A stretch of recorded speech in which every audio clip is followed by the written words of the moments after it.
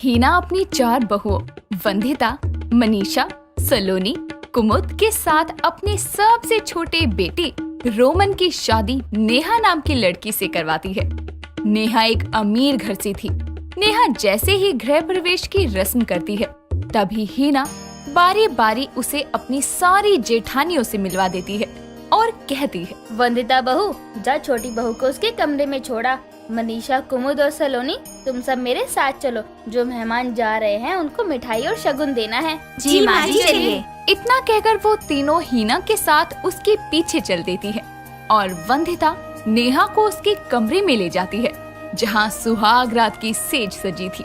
तभी वंदिता बोलती है, देखो नेहा, ज्यादा तो मैं कहती नहीं, बस इतना कहती हूँ कि तुम भी अमीर घर से हो और मैं भी अमीर घर से हूँ। मैं सबसे बड़ी हूँ तो घर में मेरा पूरा दबदबा है और मैं बस यही कहना चाहती हूँ कि तुम अपनी बाकी की 3 गरीब जेठानियों की मीठी सी बातों में मत आ जाना, समझी? अपनी अमीरी की फुल पावर रखना, बाकी तो तुम समझदार हो। इतना कहकर वंदिता वहाँ से चली जाती है। कुछ देर में कमरे में रोमन आता है, जिसके बाद दोनों पति पत्नी अपनी सुहाग रात को एंजॉय करते हैं। ऐसे ही शादी के कुछ दिन बाद हीना नेहा की मुंह दिखाई की रस्म रखती है, जिसमें आसपास की सभी औरतें और नेहा की सब जेठानियां नेहा के लिए तोहफा लाती हैं। तभी मनीषा, सलोनी और कुमुद तीनों एक सोने का हार और कुछ कपड़े नेहा को देते हुए कहती हैं, नेहा, ये हम तीनों की तरफ से तुम्हारे लिए।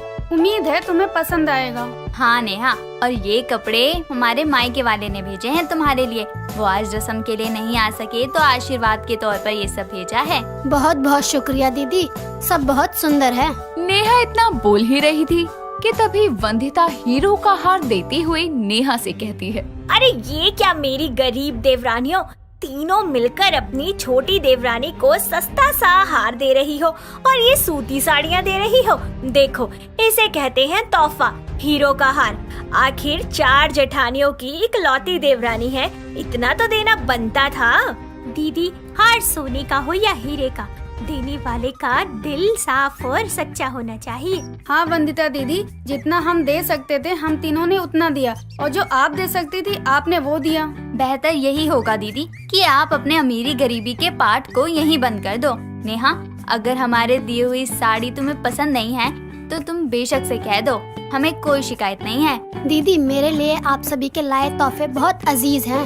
मेरे लिए कोई कम या ज्यादा नहीं है। और मनीषा दीदी ने सही कहा कि तोहफा प्यार से दिया हो तो वो छोटा या बड़ा नहीं होता, उसे बस दिल से स्वीकार कर लेना चाहिए। नेहा की बात सुनकर वंदिता का बुरा सा मुंह बन जाता है और वो चुपचाप साइड में खड़ी हो जाती है, जिसके बाद बाकी सभी औरतें भी मुंह दिखाई की रस्म करके वहाँ से चली जाती हैं।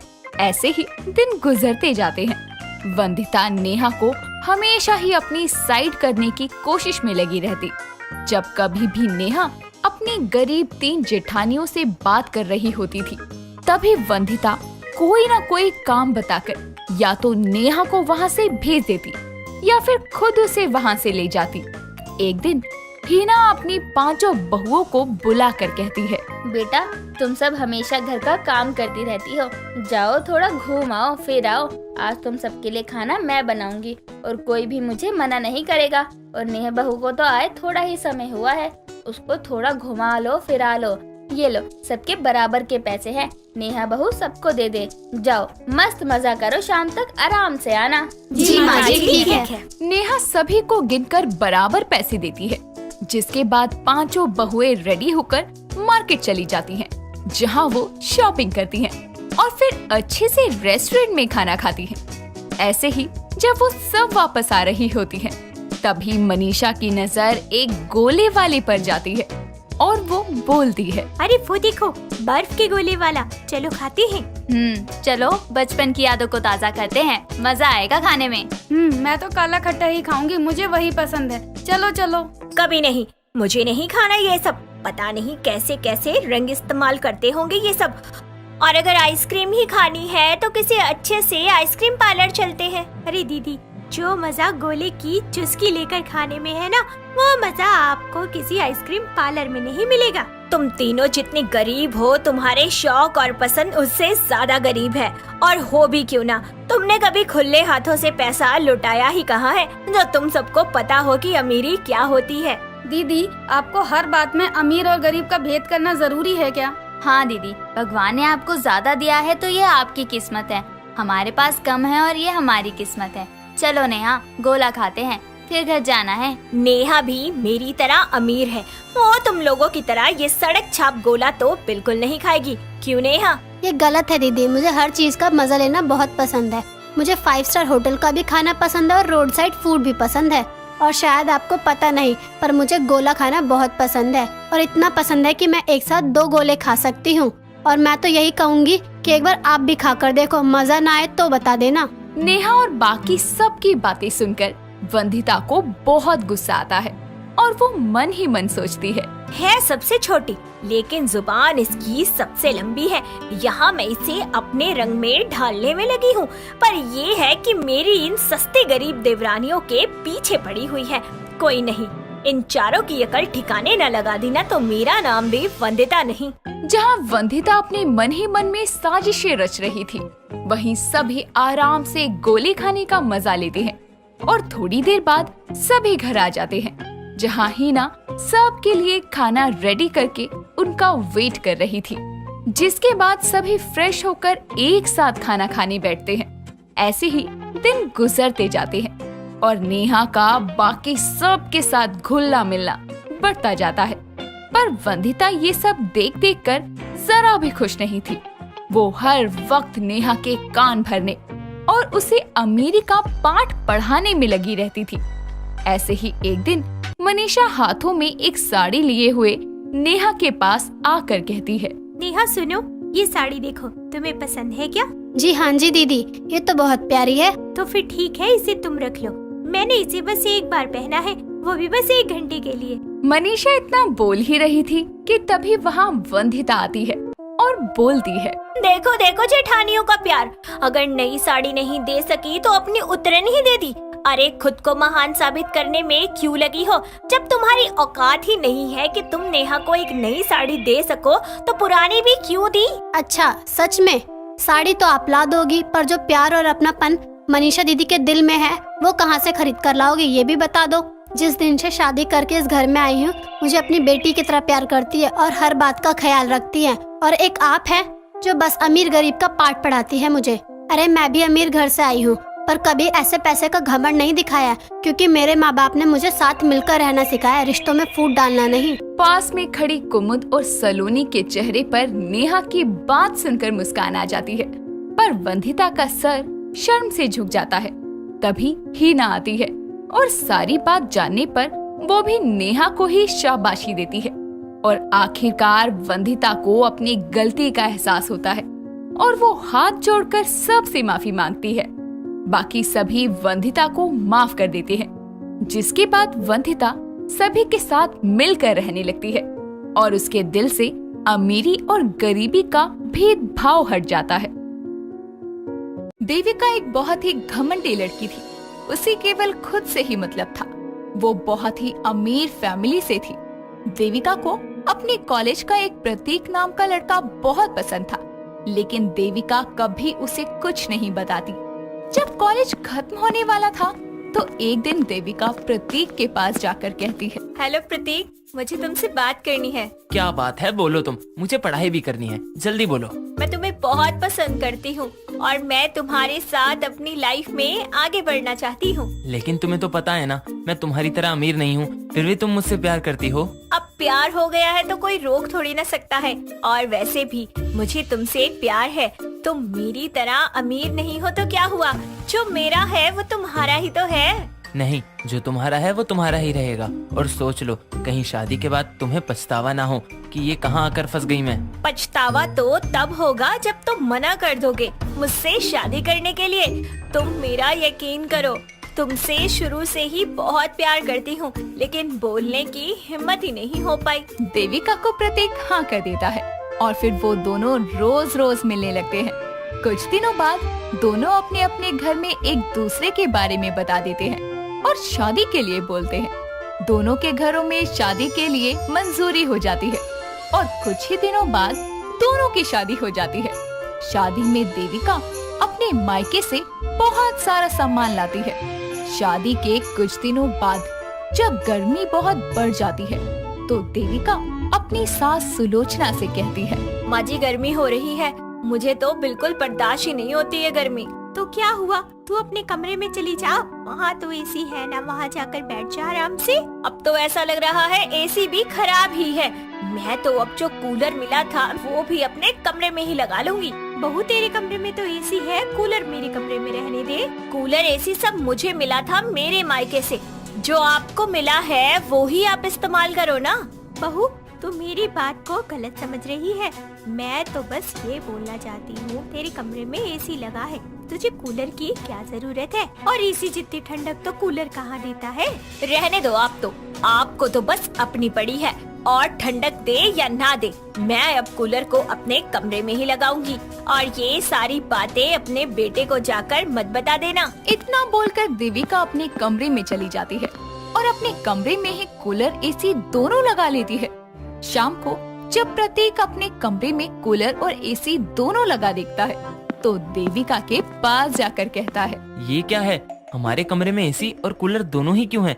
कूलर तो माँ के कमरे में था ना, तो यहाँ कौन लाया? माँ जी ने ही बोला था कि उनको कूलर की ठंडी हवा सेक जाती है, इसीलिए उनकी तबीयत खराब ना हो जाए मैं कूलर अपने कमरे में ले आई। ठीक तो है ना माँ, कोई परेशानी वाली बात तो नहीं है ना? आप चिंता क्यों कर रहे हो, मैं हूँ ना, मेरे होते हुए माँ जी को कुछ नहीं हो सकता, वो बिल्कुल ठीक है। इतना बोलकर देविका आराम करने लगती है। कुछ दिनों बाद सुलोचना की सहेली सुनीता उनके घर आती है। सुलोचना सुनीता के लिए किचन में फ्रिज से पानी लेने जाती है कि तभी देविका वहाँ आकर बोलती है, आपको समझ है या नहीं, फ्रिज का ठंडा पानी क्यों ले रही हो, नॉर्मल पानी भी तो ले सकती हो। बहू वो मेरी सहेली आई है, उसके लिए ले रही थी फ्रिज का ठंडा पानी। उनके लिए लेना हो या किसी और के लिए लेना हो, आप नॉर्मल पानी ही लोगी। यहाँ पानी भी भरना पड़ता है, पानी पीने के बाद। पानी मैं भर दिया करूँगी ना, इसमें कौन सी बड़ी बात है, अब तो ले जा सकती हूँ ना मैं पानी। वैसे भी पानी आपको ही भरना है, मुझसे तो ये सब नहीं होता। और रही बात ठंडा पानी पीने की, तो वो तो आप भूल जाओ, इतनी छोटी सी फ्रिज है, उसमें 4-5 बोतल ही तो पानी आता है, उसमें से भी आप ले जाओगी तो फिर मैं क्या पीऊंगी। इतना बोलकर देविका फ्रिज में लॉक लगाकर चली जाती है। सुलोचना देविका की किसी भी बात का बुरा नहीं मानती और वही करती जो देविका उसे करने की कहती। थोड़ी देर बाद सुलोचना अपनी सहेली सुनीता के लिए नॉर्मल पानी ले जाती है। पानी पीते ही सुनीता कहती है, ये क्या है, अरे ठंडा पानी तो दे देती, ये तो इतनी गर्मी में ऐसा लग रहा है कि उबाल कर पानी दे रही है। वो फ्रिज में अभी अभी पानी रखा है तो ठंडा होने में टाइम लगेगा ना, इसलिए। चल कोई नहीं, जो नसीब में था वही मिला, इसी से काम चला लेती हूँ। अच्छा कूलर तो चला दे कम से कम। कूलर की ना तार खराब हो गई है, इसीलिए जब तक ठीक नहीं हो जाता इस्तेमाल कहाँ कर सकते हैं उसे। इतनी गर्मी में कैसे रह लेती है तू, मेरी तो थोड़ी देर में ही हालत खराब हो गई। अरे मेरी बहू है ना, उसके कमरे में एसी लगा है, जब ज्यादा गर्मी लगती है तो उसके कमरे में बैठ जाती हूँ। सही है तेरा, अमीर घर की बहू लाई है, ऊपर से तेरा इतना ख्याल भी रखती है, और क्या चाहिए तुझे। इतना बोलकर सुनीता चली जाती है और इसी तरह देविका कभी पानी के लिए अपनी सास को मना करती तो कभी कूलर पंखे के लिए। कई दिनों तक ऐसे ही चलता है और कुछ दिनों बाद देविका किचन में जाती है और जैसे ही वो किचन में घुसती है तो गर्मी के मारे तुरंत सुलोचना को आवाज लगाकर कहती है, माँ जी खाना बना दो, इतनी गर्मी में मुझसे किचन में खड़े नहीं हुआ जा रहा। थोड़ी देर रुक जा बहू, शाम तो होने दे फिर बना दूंगी, अभी तो किचन में आग लगी हुई है, मेरी तबीयत खराब हो जाएगी। बहाने मत बनाओ आप, और जाओ जाकर जल्दी से कुछ खाने के लिए बनाओ, भूख से मेरी जान निकले जा रही है और आपको अपनी पड़ी हुई है। मैं क्या कह रही हूँ, मैं तो बोल रही हूँ कि थोड़ी देर में बना दूंगी, अभी तो धूप हो रही है और घर भी पूरा गर्म हुआ पड़ा है। जब तक मैं नहीं आई थी घर में तब भी तो आप बनाती थी ना, अब क्या मेरे आते ही गर्मी हो गई। अब बस भी करो, कुछ दिन मैंने ये काम कर दिया ना, वो भी बहुत है, अब बस। इतना बोलकर देविका चली जाती है और सुलोचना बेचारी चुपचाप गर्मी में देविका के लिए खाना बनाने लगती है। इसी तरह रोज रोज देविका खुद तो आराम करती और अपनी सास पर हुक्म चलाती और सुलोचना भी चुपचाप सब सह लेती। कुछ दिनों बाद देविका आराम से प्रतीक के साथ कमरे में एसी में बैठी होती है कि तभी अचानक से घर की लाइट चली जाती है। बाहर आते हैं तो देविका कहती है, अरे जरा पता करो ना, ये लाइट को क्या हो गया? इतनी गर्मी में बिना एसी कूलर के मैं नहीं रह सकती, जल्दी पता करो। अरे रुक तो जाओ, अभी तो लाइट गई है, थोड़ी देर में आ ही जाएगी, और अगर नहीं आती तो मैं पता कर लूंगा ना। हाय कितनी गर्मी लग रही है मुझे, और इनको तो कोई फर्क ही नहीं पड़ रहा। मुझे नहीं पता, तुम फोन करो कहीं भी, लेकिन लाइट बुलाओ जल्दी। बहू बोल रही है तो पता क्यों नहीं करता? आजा बहू, बैठ मेरे पास, मैं तुझे पंखे से हवा कर देती हूँ। इतना बोलकर सुलोचना देविका को हाथ पंखे से हवा करने लगती है और प्रतीक बिजली दफ्तर में पता करता है और पता करने के बाद दोनों को बताता है। मैंने अभी बिजली दफ्तर में फोन किया था, पता चला है बिजली का काम चलने की वजह से आज पूरे दिन बिजली नहीं आएगी। क्या? अब मैं कैसे रहूंगी पूरा दिन बिना लाइट के? गर्मी में तो मेरी जान निकल जाएगी। बहू तो परेशान मत हो, मैं हूँ ना तेरे पास, मैं यही रहूंगी और पंखा करती रहूंगी और ठंडे पानी का कपड़ा लगा दूंगी, तेरे आसपास ठंडक बनी रहेगी। सुलोचना देविका के लिए उसे पंखा करती है और जब इस तरह देविका सुलोचना को अपने लिए इतना करते हुए देखती है तो देविका को अपनी गलती का एहसास होता है और वो बोलती है, माँ जी मुझे माफ कर दो, आप मेरे लिए इतना कर रही हो और मैंने आपके साथ गलत बर्ताव किया, मुझसे गलती हो गई। बेटा माफी क्यों मांग रही है? जो तेरे दिल में आया तूने वो बोल दिया, और तू मेरी बहू है बस बोलने के लिए, लेकिन तू है तो मेरी बेटी ना, और मैंने तुझे कभी गलत नहीं समझा। थैंक यू माँ जी, आप बहुत अच्छी हो, आपने मुझे गलत नहीं समझा, जबकि मैंने आपके ऊपर इतना अत्याचार किया। देविका को अपनी गलती का एहसास होता है और वो सुलोचना से माफी मांगती है और फिर देविका सुलोचना के कमरे में भी एसी लगवा देती है। कनिका एक सुलझी हुई समझदार लड़की थी। अपने घर की बड़ी बेटी होने के नाते उसने अपने हर फर्ज को बखूबी निभाया था, लेकिन फिर भी उसको हर जगह अपमान और बेइज्जती के सिवा कुछ नहीं मिलता, क्योंकि उसका रंग सांवला था, जिसके कारण लोग उसके गुणों की तारीफ तो करते, लेकिन उसके सांवले रंग के कारण हर बार उसको नकार भी दिया करते, जिसके कारण उसकी माँ संध्या भी उससे कुछ उखड़ी उखड़ी रहती। एक शाम को कनिका अपनी माँ से बोलती है, माँ मंदिर में घी खत्म हो गया है, जरा मंगवा दो, मुझे पूजा करनी है। क्या फायदा पूजा करके, भगवान तेरे इस काले चेहरे को दूध सा गोरा तो नहीं कर देंगे। ऐसा क्यों बोल रही हो माँ? अगर मेरा रंग सांवला है तो इसमें मेरा क्या कसूर है? हाँ कसूर तो हमारा है जो तुझे जन्म दिया, और मेरा दिमाग मत घुमा और जाकर खुद ले आ। अपनी माँ की बातों से कनिका के दिल को बहुत ठेस पहुँचती है, लेकिन वो उनकी बातों को दिल से ना लगाकर घर से बाहर चली जाती है। उसके पीछे से उसके पिता गोपाल अपनी पत्नी से बोलते हैं, तुम क्यों इतना बुरा भला बोलती हो उस बच्ची को? अरे माँ हो उसकी, इतनी कठोर कैसे हो सकती हो? जानती हूँ माँ हूँ, लेकिन उसके साथ साथ श्रेया की भी माँ हूँ। कनिका के सांवले रंग के कारण उसका कहीं रिश्ता नहीं हो रहा, उम्र निकलती जा रही है उसकी। यही हाल रहा तो उसकी छोटी बहन भी हमेशा घर ही बैठी रह जाएगी। ऐसा क्यों सोचती हो? हमारी कनिका के लिए एक योग्य घर मिल जाएगा, जहाँ उसके रंग की वजह से उसको अपमानित नहीं होना पड़ेगा। मैं भी यही चाहती हूँ, पर डर है ऐसा होगा भी या नहीं, कहीं इसका सांवला रंग मेरी छोटी बेटी के लिए भी अभिशाप न बन जाए। कनिका की छोटी बहन श्रेया देखने में बेहद सुंदर थी, जिसके कारण कोई उन दोनों को बहन समझता ही नहीं था और श्रेया को भी उससे शर्म आती थी। लोगों के सामने कनिका को अपनी बहन वो नहीं बोलती थी, लेकिन एक दिन कॉलेज में कुछ लड़के श्रेया को तंग कर रहे थे। तभी कनिका वहाँ आकर बोलती है, क्या हुआ श्रेया? क्या ये लोग तुम्हें परेशान कर रहे हैं? आप क्यों आए हो यहाँ? कॉलेज में मेरी कोई रेपुटेशन है, यहाँ मत पता लगने दो कि तुम मेरी बहन हो, ठीक है? इसलिए जाओ यहाँ से। पर श्रेया मैं तुम्हारी बहन हूँ, ऐसे कैसे तुमको मुसीबत में छोड़ के अकेले चले जाऊँ? कनिका की ये बात सुनकर आसपास के लोग बातें करने लगते हैं कि श्रेया इतनी गोरी है और उसकी बहन इतनी सांवली। अपने बारे में आसपास के लोगों को खुसर पुसर करता देखकर श्रेया गुस्से में कनिका से बोलती है, मिल गई कलेजे को राहत, करवा दी ना मेरी बेइज्जती। अब भगवान के लिए यहाँ से चली जाओ, वरना मैं भूल जाऊंगी कि तुम मेरी बड़ी बहन हो। बाकी तो मैं तुमसे घर आकर बात करती हूँ। श्रेया की बात सुनकर कनिका की आंखों में आंसू आ जाते हैं और वो रोते हुए घर आकर बोलती है, हे भगवान, मेरे इस सांवले रंग से बाहर वाले तो क्या, मेरे घर वाले भी परेशान हो गए हैं। मेरी माँ मुझे हमेशा कोसती रहती है। मेरी अपनी बहन मेरे इस रंग को अपने लिए अभिशाप मानती है, मुझे अपने साथ कहीं लेकर नहीं जाती है। लड़का चाहे कैसा भी हो, अंधा, बहरा, गूंगा, लंगड़ा, लेकिन लड़की उसे गोरी ही चाहिए। और अगर लड़की सांवली हो तो उसके गुणों को अनदेखा कर दिया जाता है। क्यों हमेशा सांवले रंग की लड़कियों को ही नीचा दिखाया जाता है? आखिर क्यों? कनिका की ये सारी बातें दरवाजे पर खड़े उसके पिता सुन लेते हैं, जो अपनी बेटी के पास आकर उससे बोलते हैं, कनिका बेटी, ऐसे भगवान को दोष नहीं देते। वो जो भी करते हैं अच्छे के लिए करते हैं। कुछ अच्छे के लिए नहीं किया पापा, आप ही बताओ ना क्या अच्छा हो रहा है। तुझे अभी इसका पता नहीं चलेगा, वक्त आने पर सब सामने होगा। क्योंकि भगवान की इस बनाई दुनिया में हर रंग का समान महत्व है।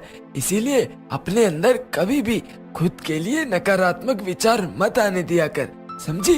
ठीक है पापा, मैं ऐसा ना सोचूं तो भी ठीक है, लेकिन पास के लोग तो मुझे ये सब सोचने पर मजबूर कर ही देते हैं। कनिका को अपने पापा से थोड़ी हिम्मत मिलती है, लेकिन तभी गुस्से में तिलमिलाती हुई श्रेया कॉलेज से आकर चिल्लाते हुए बोलती है, माँ कहाँ हो? जल्दी आओ, मुझे आपसे कुछ जरूरी बात करनी है। श्रेया के चिल्लाने की आवाज सुनकर उसकी माँ, पिता और बहन कनिका बाहर आते हैं, जिसके बाद श्रेया अपनी माँ से बोलती है, माँ, मैंने आपको 1000 बार बोला है कि दीदी को बोल दो कि कॉलेज में मेरे आसपास भी ना भटके, लेकिन आज इन्होंने मेरे सभी दोस्तों के सामने मेरी इंसल्ट करवा दी। अरे क्या हुआ? क्या किया कनिका ने? अरे मैं अपने कुछ दोस्तों के साथ खड़ी थी तो वहाँ आकर सबको बता दिया कि ये मेरी बड़ी बहन है। पता है सबने मेरा कितना मजाक उड़ाया। कहते हैं कि तेरी बहन के ऊपर कोई काला साया है या काले साये में तेरी बहन रह रही है। बताओ कितनी बेइज्जती महसूस हुई मुझे। तो इसमें कनिका का क्या दोष? दोष तो तेरे घटिया सोच वाले दोस्तों का है, जो लोगों को उनके रंग रूप को देखकर इज्जत देते हैं। अरे तुझे तो उनको एक थप्पड़ मारना चाहिए था कि तेरी बहन के बारे में उन्होंने ऐसा बोला। हाँ, आप तो लोगे ही दीदी की साइड। मुझे तो आपने कभी बेटी माना ही नहीं, एक दीदी ही है आपकी आदर्श औलाद। श्रेया तू शांत हो जा। और कनिका, तुझे कितनी बार बोला है कि श्रेया से कॉलेज में दूर रह। अरे तेरी वजह से उसकी पहले ही शादी नहीं हो रही, कहीं कॉलेज में भी उसका कोई दोस्त नहीं बना तो बेचारी अकेली पागल सी हो जाएगी। वाह, तुम भी अपनी इस बिगड़ल बेटी की बजाय इस बिचारी पर ही अपना जोर चलाओ, क्योंकि ये तुमको पलट के जवाब नहीं देती ना, इसलिए इसकी शराफत का तुम दोनों माँ बेटी फायदा उठाती हो। कनिका मेरी भी बेटी है और कोई सौतेली नहीं, सगी है, लेकिन मैं एक की वजह से दूसरी की जिंदगी बर्बाद नहीं होने दे सकती। इसलिए कनिका तू अब से कॉलेज नहीं जाएगी। पर माँ, अगले हफ्ते मेरे एग्जाम है। कोई एग्जाम नहीं देने, घर रहकर अपने चेहरे पर सुबह शाम उपटन लगाना, ताकि तुम्हारा ये सांवलापन दूर हो और कोई अच्छा सा रिश्ता आए तुम्हारे लिए, ताकि तू भी अपने घर में सुखी रहे और हम भी। माँ, आपको मुझसे छुटकारा चाहिए। कनिका इस वक्त फालतू सवाल मत पूछ और अपने कमरे में जा। जब मेरी बेटी की किस्मत चमकेगी ना, तो तुम दोनों माँ बेटी की आंखें फटी की फटी रह जाएंगी। कनिका रोते हुए अपने कमरे में चली जाती है, लेकिन अब वो अपने इस रंग से और अपनी इस अपमान वाली जिंदगी से तंग आ चुकी थी। बाहर वालों की नाराजगी ने तो उसको इतना तोड़ा नहीं था जितना उसके घर वालों की बातों ने, जिसके कारण कनिका बाहर आना जाना बंद कर देती है और कुछ दिन ऐसे ही निकल जाते हैं। एक दिन श्रेया के पास कॉलेज में एक हैंडसम सा लड़का प्रतीक आता है, जिसको देखकर श्रेया खो जाती है। तभी वो चुटकी बजाकर उससे बोलता है, ओ हेलो, कहाँ खोई हैं मैडम आप? सॉरी, वो आप हो ही इतने हैंडसम कि आपको देखने के बाद आपकी बातों पर ध्यान ही नहीं गया। ओह, पर आपका ये फ्लर्ट हो गया हो तो प्लीज मेरे एक सवाल का जवाब दे दीजिए। हाँ बोलो। वो आपकी बहन कॉलेज क्यों नहीं आ रही? क्यों, आपको उससे क्या? वैसे भी उस अंधेरी नगरी को माँ ने हमेशा के लिए घर के अंधेरे में बंद कर दिया। क्या मतलब? मतलब उसने कॉलेज छोड़ दिया है, अब वो घर पर रहती है। Okay, thank you. प्रतीक इतना पूछकर वहाँ से चला जाता है। उसको जाता देखकर श्रेया मन में सोचती है, सही बहाना बनाया है बच्चों बात करने का। लाइन मेरे पर मारना चाहते थे और बात मेरी बहन की करने लगे। कोई नहीं, जाओ, तुम भी क्या याद रखोगे, श्रेया ने तुमको भाव दिया। श्रेया प्रतीक को पहली बार देखकर ही उस पर फ्लैट हो जाती है शाम को जब वो घर आती है तो देखती है कि प्रतीक एक औरत के साथ उसके घर आया है। साथ ही श्रेया के माता पिता भी बहुत खुश नजर आते हैं। ये देखकर वो सोचती है, यार ये लड़का कितना औसम है। आज कॉलेज में बात की और शाम को रिश्ता लेकर घर ही आ गया। श्रेया के घर आते ही उसकी माँ उसकी पहचान करवाते हुए बोलती है, जी इससे मिलिए, ये है श्रेया मेरी छोटी बेटी, और श्रेया बेटी ये है प्रतीक और उसकी माँ निर्मला देवी। अपनी कनिका का हाथ मांगने आए हैं ये। क्या दीदी का? तुम पागल हो? कहाँ तुम और कहाँ मेरी दीदी? अरे उनके चेहरे पर अंधेरे के सिवा कुछ नहीं है। तुमने उनको पसंद कैसे कर लिया? मिस श्रेया, कनिका मेरी होने वाली पत्नी है, तो सोच समझ कर बोलिए।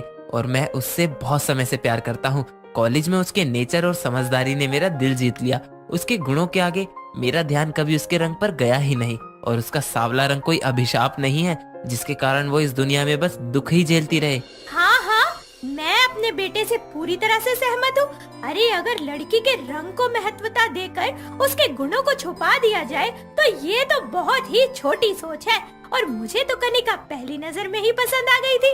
मैं तो जल्द से जल्द उसे अपने घर की बहू बनाना चाहती हूँ। सच कहा है किसी ने, भगवान के घर देर है अंधेर नहीं।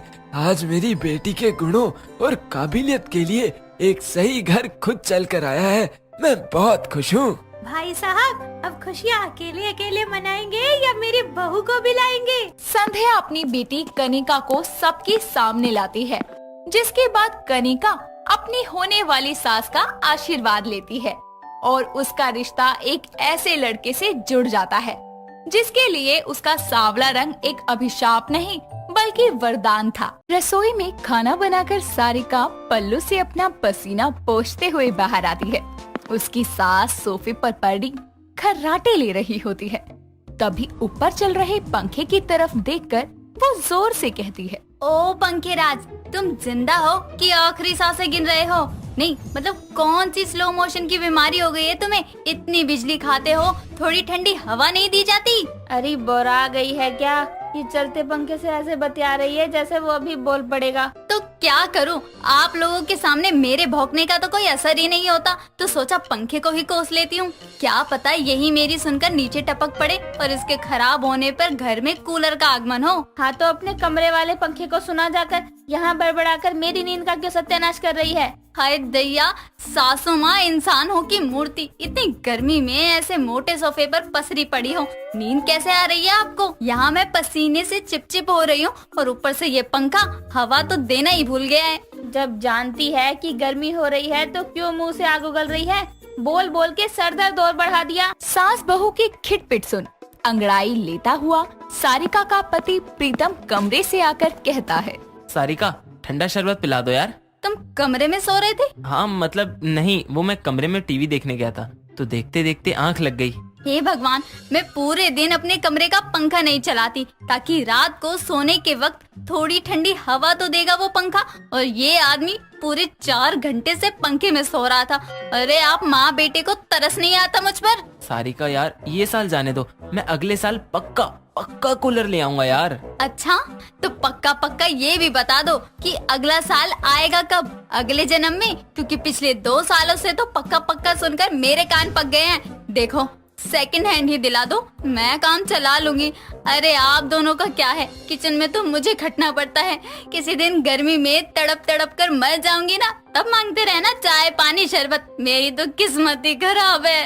हाय दैया, हर 4 दिन पर नौटंकी करने बैठ जाती है। प्रीतम बेटा एक काम कर। हाँ अब बनी ना बात, अब सासू माँ बस इन्हें कूलर लाने को कह दे। इसे गर्मी भर के लिए मायके छोड़ा, इसको गर्मी भी नहीं लगेगी और ना ही ये नौटंकी करेगी। ये सुनते ही सारिका का मुंह बन जाता है और वो अकड़ में कहती है, मैं कहीं नहीं जा रही, यहीं मरूंगी गर्मी में, लेकिन मायके नहीं जाऊंगी। हाँ कैसे कंजूस ससुराल वाले हैं, आंसू भी बहा लिए फिर भी दिल नहीं पिघलता इनका। लेकिन मैं भी हार नहीं मानूंगी, कूलर की हवा तो मुझे चाहिए, चाहे जैसे मिले।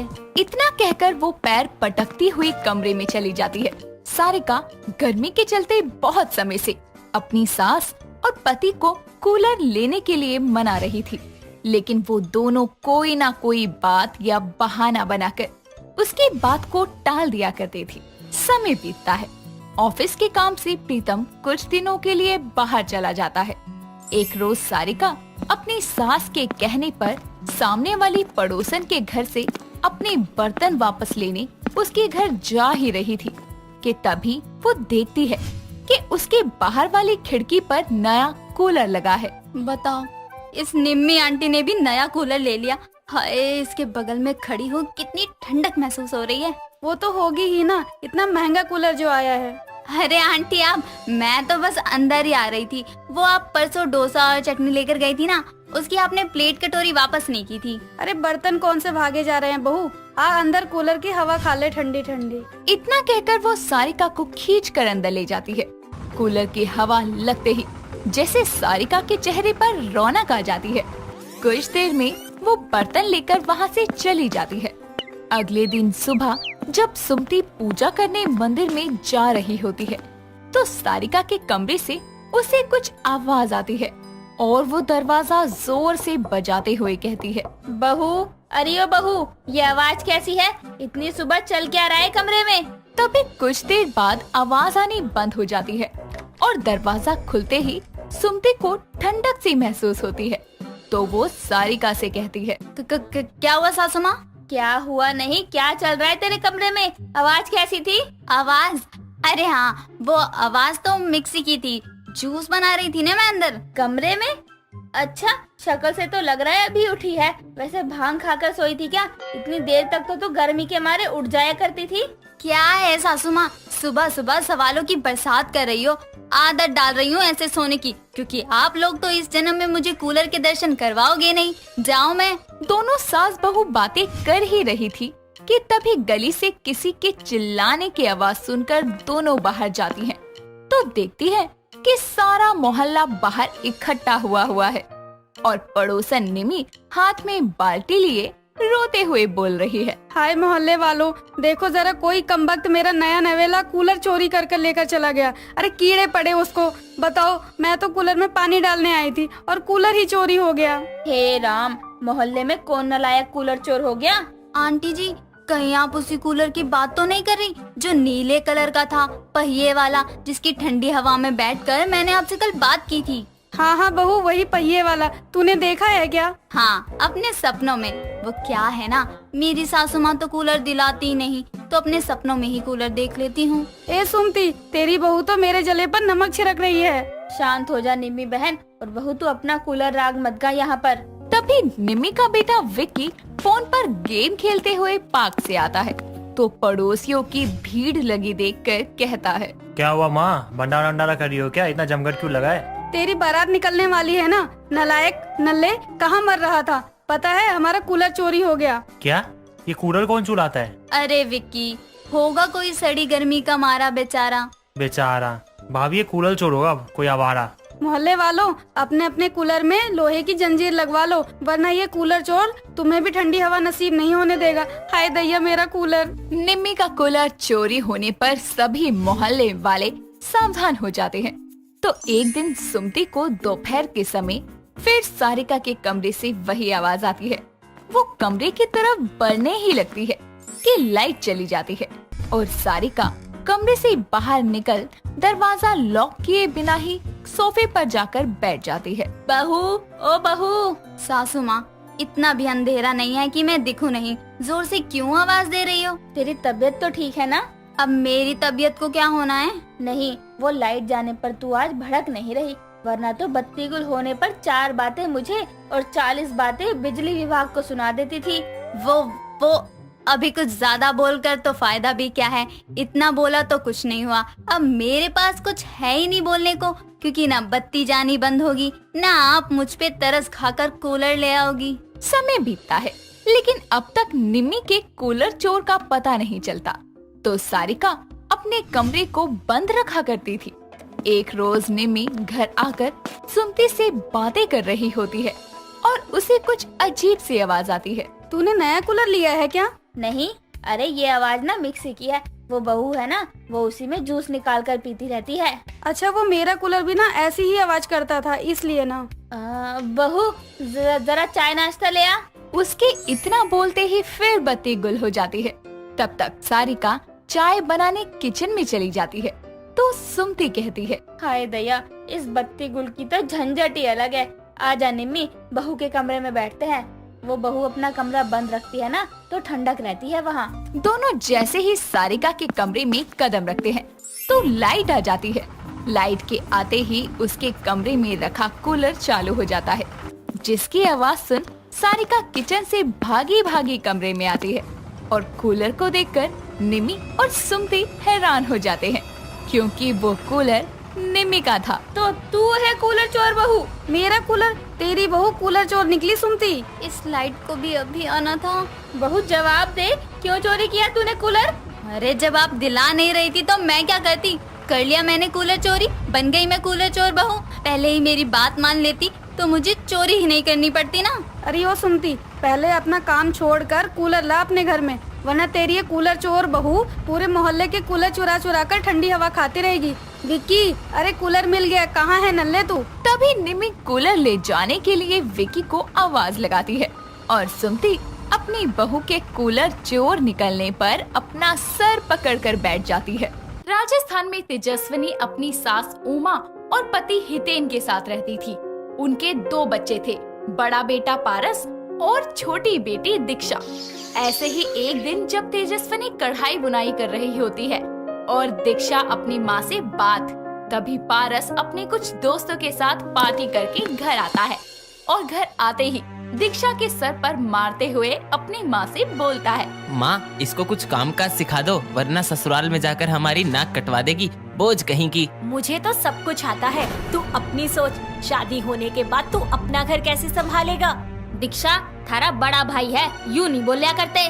आने दे बापू और दादी को, तब देख तेरी जुबान कैसे बंद होती है। कुछ ही देर बाद उमा बाहर से अपने हाथों में सब्जियां लेकर आती है और पारस अपनी दादी के पास जाकर उनसे बोलता है, दादी थारे को और बापू को कोई टेंशन है कि ना? के होया हमारा लाल, तू काहे न इतनी चिंता कर रहा है? किस बात की टेंशन है? अरे मैं इस बोझ की बात करूँ जो हमारे सर पे बैठी है। गांव में इससे भी छोटी छोटी लड़कियों के ब्याह हो गए, पर अब तक इसका ही ना हुआ। अरे मैं पूछूं हूँ, इस घर में किसी को होश वोश है कि ना? अरे इस कलमुही का ब्याह कराने के लिए मारे धोरे पैसे को नहीं, अपने आप इसका बाप देख लेगा। इसके दहेज का खर्चा वही ले लेगा। तू उठे या मेरे पास दाल बाटी खा ले। उमा पारस को दीक्षा के सामने अपने हाथों से दाल बाटी खिलाती है और ये सब देखकर दीक्षा को बहुत बुरा लगता है और वो अपने रूम में जाकर रोने लगती है। शाम को हितेन घर आता है और उसके आने के बाद उमा और पारस उसकी शादी की बात करती हैं। हितेन इस बारे में अपने दोस्त से बात करता है और कुछ पैसों के लालच और दीक्षा से पीछा छुड़वाने के लिए हितेन उसकी शादी एक अमीर घर के बड़े लड़के कार्तिक से करवा देता है। दीक्षा भी अपने परिवार वालों की मर्जी से बिना शिकायत किए ही वो शादी कर लेती है।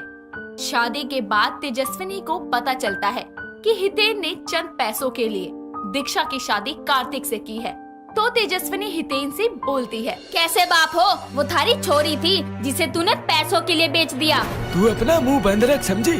वो क्या काम आती है हमारे, जो मैं उसके ब्याह के लिए इतने पैसे खर्चूं? काम तो हमारा पारस आएगा, वही बनेगा हमारे बुढ़ापे का सहारा। ये बोलकर हितेन वहाँ से चला जाता है और ऐसे ही दिन बीतते हैं और पारस गलत संगति में पड़ जाता है। अब आए दिन पारस रात को नशे की हालत में घर आता और जो पैसे उसे दिए जाते या तो घर के किसी काम के लिए या फिर किसी अन्य काम के लिए, तो वो उन्हें जुए में हार जाता। ऐसे ही एक दिन पारस हितेन से कुछ पैसे मांगता है और हितेन के मना करने पर वो मौका देखकर घर के सारे पैसे चुराकर अपने दोस्तों के पास जाकर जुआ खेलने लगता है। वहीं तेजस्विनी खाना बनाते हुए दीक्षा को याद करती है कि तभी उसके घर पर फोन आता है और तेजस्विनी कॉल उठाकर बोलती है, हेलो, कौन? माँ, मैं थारी लाडो। माँ, थाई कैसी हो? मेरे को भूले तो नहीं? अच्छा, सब कैसे है वहाँ? लाडो, थारे को क्या बताऊं, थारे जाने के बाद तो सब कुछ बदल सा गया है। थारा भाई भी नशेड़ी सा हो गया, थारे बापू का तो काम ही ना चल रहा, थारी दादी भी ठीक ना रहती, घर चलाना भी मुश्किल हो गया है छोरी। मेरे जाने के बाद इतना सब कुछ हो गया। तू ये सब छोड़ और मेरे को ये बता, तू ठीक है ना? तुझे तेरी माँ की इतने दिनों से याद ना आई? माँ, मैं अठे बहुत खुश हूँ। थारे को पता है हमारे ससुराल वाले घने चोखे से मने सराखों पे रखते हैं। और हाँ, तुम्हारी तो याद मुझे हर वक्त आती है, पर क्या करूँ, बापू सा और दादी सा के डर से मैंने कभी कॉल ही नहीं किया। मारी लाडो, तू जहाँ भी रहे खुश रहे, बस मेरे को और कुछ ना चाहिए। अच्छा माँ, मैं अब रखती हूँ। तेजस्विनी अपनी बेटी को खुश देखकर सुकून की सांस लेती है कि तभी हितेन जोर से चिल्लाते हुए तेजस्विनी के पास आकर उससे बोलता है, नरेश भाई को पैसे देने के लिए मैंने कुछ पैसे घर में रखे थे, कहाँ गए वो पैसे? मारे को कुछ ना पता, भाई कौन से रुपयों की बात कर रहे हो? क्या करूँ मैं? अगर मैंने टाइम रहते उसके पैसे उसको ना दिए तो हमारा घर छिन जाएगा तेजस्विनी। आपने यो घर गिरवी रखियो है, पर क्यों? माँ के ऑपरेशन के लिए। माँ जी के ऑपरेशन के, और जो दीक्षा के ब्याह के जो पैसे मिले थे उसका क्या किया? वो अपने नालायक निकम्मे बेटे के पीछे खर्च कर दिया। तू मुझसे सवाल जवाब मत कर और जाकर काम कर अपना, मैं कुछ और देखता हूँ। हितेन परेशान होकर वहाँ से चले जाता है, जिसके कुछ दिन बाद नरेश उनके घर आकर उन्हें धमकी देकर जाता है।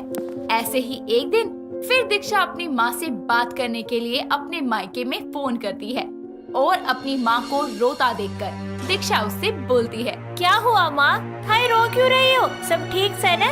अब तने के बताऊं, यहाँ कुछ ठीक ना है लाडो। दीक्षा अपनी माँ से बात करके इस बारे में अपने पति से बात करती है, जिसके बाद कार्तिक अपने कुछ आदमियों से बोलकर उसके पिता का सारा कर्जा चुका देता है।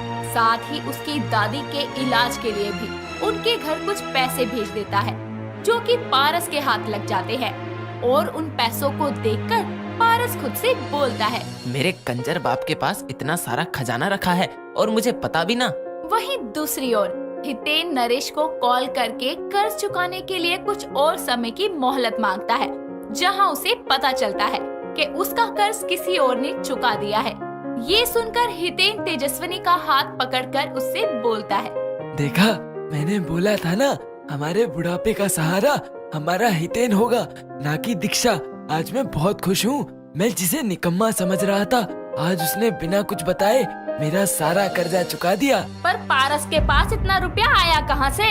तेजस्विनी और हितेन ये सब सोच ही रहे होते हैं कि तभी पारस अपने हाथों में नोटों की गड्डी लेकर वहाँ आता है और उन दोनों से बोलता है, साले बुढ़े बुढ़िया, इतना खजाना छुपा रखा है और बोलते हो कि पैसा नहीं है। पर हमारे पास सच में इतने पैसे नहीं है और हमें तो आज खुशी है कि तूने अपने माँ बाप की मदद की, नरेश भाई का सारा कर्जा चुकाकर, और तो और अपनी दादी के इलाज के लिए भी। क्या बकवास करो हो, मैंने कोई कर्जा ना चुकाया और मुझे ना रहना तुम भिखारियों के साथ। मैं चला यो पैसे लेकर अपने दोस्तों के घर ऐश की जिंदगी जीने। ये बोलकर पारस सारा रुपया और अपनी माँ के गहने लेकर अपने माँ बाप को अकेला बेसहारा छोड़कर चला जाता है। उसके जाने के बाद दीक्षा का कॉल आता है और वो अपनी माँ से बोलती है, माँ, मैंने कुछ पैसे भेजे थे, थाने मिल गए? लाडो, वो सारे पैसे तो पारस लेकर चला गया। अब तेरी माँ और बापू को देखने वाला कोई ना है। माँ, ऐसा क्यों बोल रही हो? मैं आ रही हूँ। दीक्षा अपनी माँ का फोन रखकर कार्तिक के साथ अपने मायके जाती है, जहाँ वो अपनी दादी का अच्छे से इलाज करवाती है, अपने माँ बाप का अच्छे से ख्याल रखती है। कुछ महीनों बाद उसकी दादी का देहांत हो जाता है, जिसके बाद दीक्षा अपने माँ बाप को अपने साथ शहर ले आती है। शहर में दीक्षा को अपने पति के साथ काम करता देख हितेन को अपनी सोच पर शर्म आती है और वो अपनी बेटी से माफी मांगते हुए बोलता है, मैंने तेरे साथ कितना गलत किया, फिर भी तूने मेरा भला किया। मैं जिसे अपने बुढ़ापे का सहारा मानता रहा, वही मुझे असहारा छोड़कर चला गया। बापू साहब, ऐसी बातें क्यों कर रहे हैं? आखिर आज मैं इतनी खुश हूँ तो सिर्फ आप ही की वजह से तो हूँ। आप ही की वजह से मुझे कार्तिक जी मिले, और जाने अनजाने हुई उस गलती को आप भूल जाइए, क्योंकि अब मैं आपकी बेटी नहीं, आपका बेटा भी हूँ।